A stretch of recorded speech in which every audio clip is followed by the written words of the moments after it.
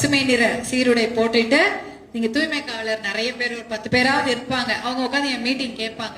நான் முடிச்சுட்டு வந்தேன்னா அவங்களெல்லாம் பார்த்து ஒரு சால்வை போட்டு அவங்க கிட்டலாம் கொஞ்சம் பேசிட்டு இருப்பேன். ரொம்ப நல்லா இருக்கும். ஏன்னா இது ஒரு அரசாங்க கௌரவமான ஒரு வேலை.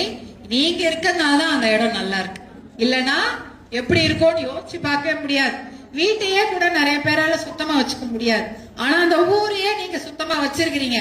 உங்களுக்கு முதல்ல என்னுடைய மனமார்ந்த நன்றியும் வாழ்த்துக்களையும் பாராட்டுகளையும் தெரிவித்துக் கொள்றேன்.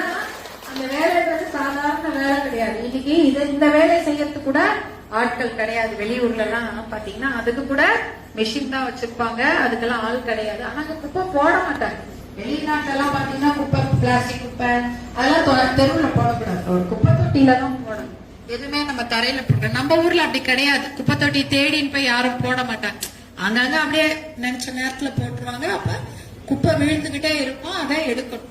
அதனால அந்த வேலையை தொடர்ந்து காலையில 7 to 8 தான் பண்ண முடியும். இல்லை, எல்லா நேரமும் நடந்துட்டு இருக்கும். குப்பை இருந்துகிட்டே இருக்கும். அதை நீங்க சுத்தம் பண்ணிட்டே இருக்கணும். அந்த ஊரை தூய்மையாக வைத்திருக்கக்கூடிய உங்க தூய்மை காவலருக்கு எங்களுடைய மனமார்ந்த நன்றிகள். முதல்ல தேங்க்யூ.